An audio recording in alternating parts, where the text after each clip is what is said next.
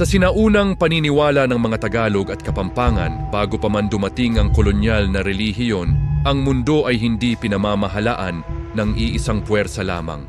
Sa halip, ito ay binubuo ng iba't ibang kapangyarihan, mga Diyos na may kanya-kanyang saklaw at tungkulin, may para sa kalikasan, may para sa tubig, at may para sa digmaan. Sa itaas ng lahat ay si Bathala, ang pinakamataas na Diyos at pinagmumula ng kaayusan. Ngunit sa ilalim ng kanyang kapangyarihan ay may mga nilalang na hindi maituturing na karaniwang espiritu. Sila ay mga Diyos na may malinaw na tungkulin, may autoridad, at may presensyang hindi maaaring ipagsawalang bahala. Isa sa kanila ay si Apolaki, hindi lamang bilang Diyos ng araw, kundi bilang Diyos ng digmaan.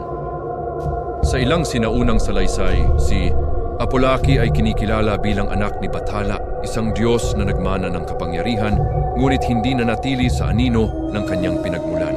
Sa halip, siya ay naging isang hiwalay at aktibong puwersa sa mundo ng tao. Kung si Bathala ang kumakatawan sa kabuuang kaayusan, si Apolaki naman ang galaw at pagkilos. Kung si Bathala ang katahimikan ng kalangitan, si Apolaki ang init na bumababa sa lupa, isang puwersang hindi lamang nararamdaman, kundi nararanasan. Sa ugnayang ito, makikita ang isang balanse, ang Diyos na nagmamasid at ang Diyos na kumikilos. Hindi tulad ng karaniwang konsepto ng Diyos ng araw bilang tagapagbigay lamang ng liwanag at buhay, si Apolaki ay may mas komplikadong makatangian. Ang kanyang liwanag ay hindi lamang nagbibigay init. Ito ay naglalantad, ito ay nagpapakita ng katotohanan, at sa ilang pagkakataon, ito ay sumusubok sa tao. Sa ilalim ng araw, walang maitatago. Ang bawat galaw ay malinaw. Ang bawat pagkakamali ay nakikita. Sa ganitong pananaw, ang araw ay hindi lamang pinagmumulan ng liwanag. Ito ay saksi at si Apolaki ang nagmamasid. May mga sandali sa gitna ng araw na madalas hindi napapansin. Kapag ang init ay nasa rurok at ang hangin ay tila tumitigil, may kakaibang katahimikan na bumabalot sa paligid. Ang mga ibon ay tumatahimik, ang mga dahon ay hindi gumagalaw. Ang mundo ay tila nakapako sa isang sandali. Sa ganitong mga pagkakataon, may mga lumang paniniwala na nagsasabing ang presensya ni Apolaki ay mas malinaw, hindi sa anyo, kundi sa pakiramdam. Isang uri ng presensya na hindi nakikita, ngunit hindi rin maikakaila. Sa ilang salaysay, ang ganitong presensya ay hindi agad nakikita. Ito ay nararamdaman muna.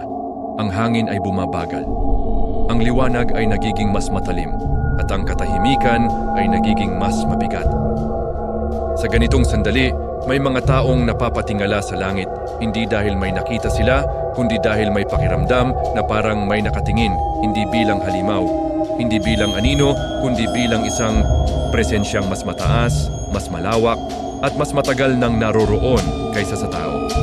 Bilang Diyos ng digmaan, si Apolaki ay hindi lamang nauugnay sa pisikal na labanan.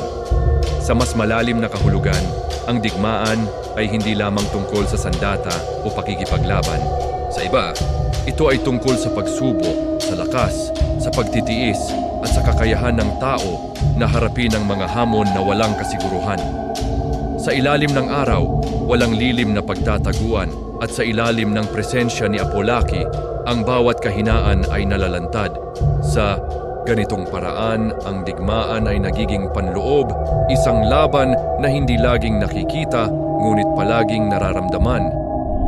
Sa mas makatotohanang pagtingin, maaring ang konsepto ni Apolaki ay nag-ugat sa karanasan ng mga sinaunang Pilipino sa araw, lalo na sa matinding init nito sa tropikal na kapaligiran. Ang araw ay mahalaga sa agrikultura at buhay. Ito ang nagbibigay ng liwanag at sustansya sa mga pananim. Ngunit maaari rin itong maging mapanganib. Maaari nitong patuyuin ang lupa, pahinain ang katawan, at magdulot ng hirap sa pang-araw-araw na gawain. Sa ganitong dualidad, bilang pinagmumula ng buhay at pagsubok, ang araw ay nagkaroon ng mas malalim na kahulugan. Hindi lamang bilang bahagi ng kalikasan, kundi bilang isang puwersang dapat igalang. Sa antas ng simbolo, si Apolaki ay hindi lamang Diyos ng araw o digmaan. Siya ay kumakatawan sa presyon, sa pagsubok at sa mga sandaling walang matatakbuhan ang tao, kundi ang kanyang sarili. Sa ilalim ng kanyang liwanag, walang maitatago. Ang bawat kahinaan ay nalalantad. Ang bawat desisyon ay nasusukat. At sa ganitong paraan, si Apolaki ay nagiging paalala na ang pinakamahirap na laban ay hindi laging laban sa iba, kundi laban sa sarili. Hanggang ngayon, ang araw ay patuloy na sumisikat at lumulubog, isang bahagi ng araw-araw na buhay na madalas hindi na napapansin, ngunit may mga sandali. Kapag ang init ay tila mas mabigat kaysa sa karaniwan, kapag ang hangin ay tila humihinto, at kapag ang paligid ay nagiging masyadong tahimik na may isang pakiramdam na kusang lumilitaw, na may presensya sa itaas, at sa sandaling mapatingala ka sa araw, kahit saglit lamang, may isang tanong na maaaring sumagi sa isip. Kung ang liwanag ay nakatingin sa lahat, alin sa mga ginagawa mo ang hindi nito nakikita? Maraming alamat ang hindi nagsimula sa imahinasyon. Kadalasan, nagsimula ito sa isang kwento na minsang ikinuwento ng matatanda sa mga bata bilang babala. May ganito rin bang kwento na narinig ninyo noong bata pa kayo?